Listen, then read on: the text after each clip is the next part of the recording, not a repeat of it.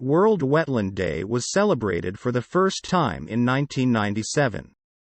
The day is observed to raise public awareness of wetland values and benefits in general and the Ramsar Convention in particular. Since 1997, the Ramsar Secretariat provides outreach materials to help raise public awareness about the importance and value of wetlands. For World Wetlands Day in 2016, the theme is Wetlands for Our Future: Sustainable Livelihoods. As per the Ramsar Convention, this theme is selected to demonstrate the vital role of wetlands for the future of humanity and specifically their relevance towards achieving the new Sustainable Development Goals. More than 1 billion people make a living from wetlands.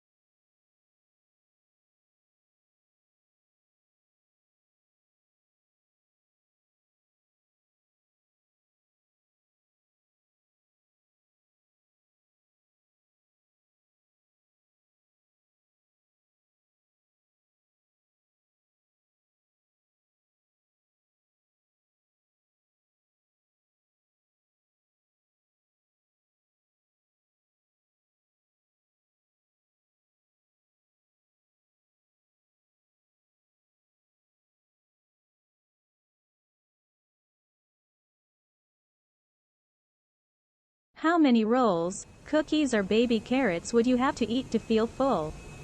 It's probably more than you'd want to admit. It may not even be possible with carrots. But what if you ate that volume of filet mignon? Hunger and fullness are controlled by hormones that send messages between your gut and your head.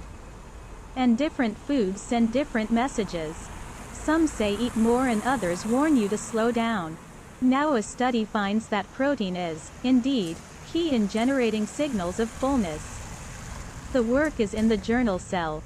Mice that lack receptors to sense that they were eating protein kept chowing down without appearing to feel full.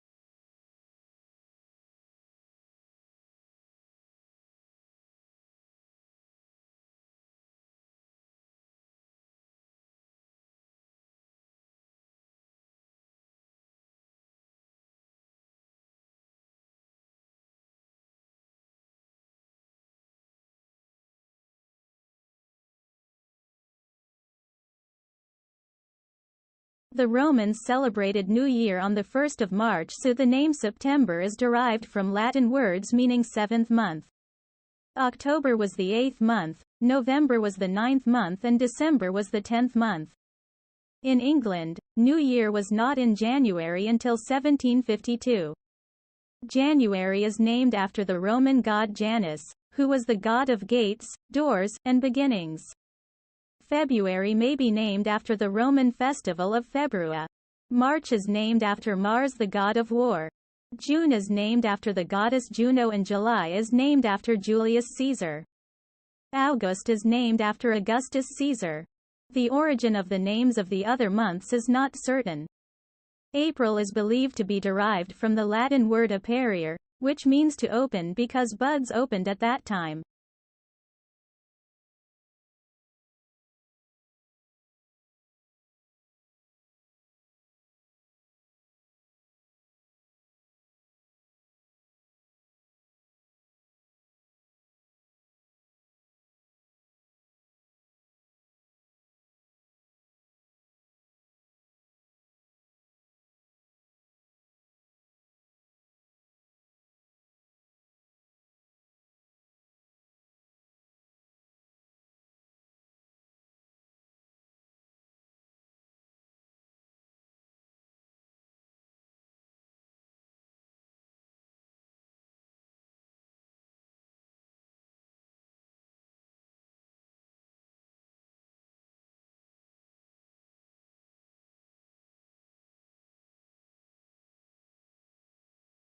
For the first 30 years of his life, Beethoven could listen to and play music effortlessly. As a result, he understood sounds of musical instruments and the pitch of the singing voices. He knew the harmony between music and singing before he became completely deaf. His deafness was not sudden, but a gradual decline. This slow process of losing his hearing activated his mind to imagine how his compositions would sound like. When he became completely deaf, he started to observe the vibrations of the piano. The observations helped him realize that he could not hear the high notes of the piano. To be able to hear his own compositions, he sawed off the legs of his piano.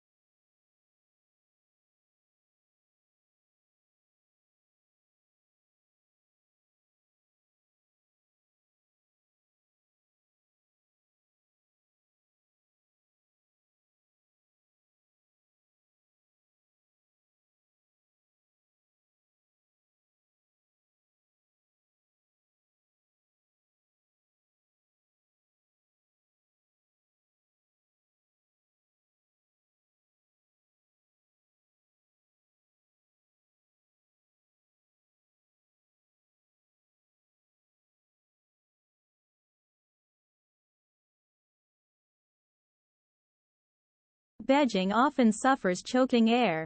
But there's now one more thing proven to dissipate it: an Olympics. The 2008 Summer Games impelled those in charge of the Chinese capital to clear the air. Not only did they banish smog and smoke, they also inadvertently cut greenhouse gas emissions by as much as 96,000 metric tons during the Games. That's according to a new analysis published in Geophysical Research Letters on July 20. The key was banning half of all the private cars in the city from driving on any particular day during the event. The finding suggests that individual choices like whether to drive or take public transit to work have major cumulative effects.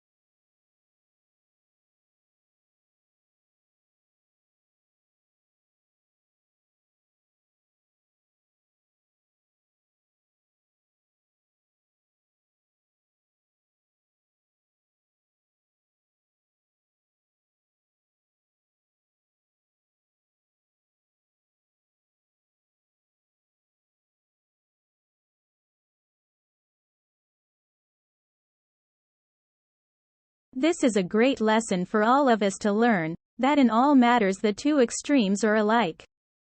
The extreme positive and the extreme negative are always similar. When the vibrations of light are too slow, we do not see them, nor do we see them when they are too rapid. So as with sound. When very low in pitch we do not hear it, when very high we do not hear it either. Of like nature is the difference between resistance and non-resistance.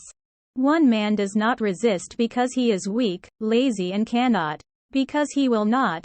The other man knows that he can strike an irresistible blow if he likes. Yet he not only does not strike, but blesses his enemies.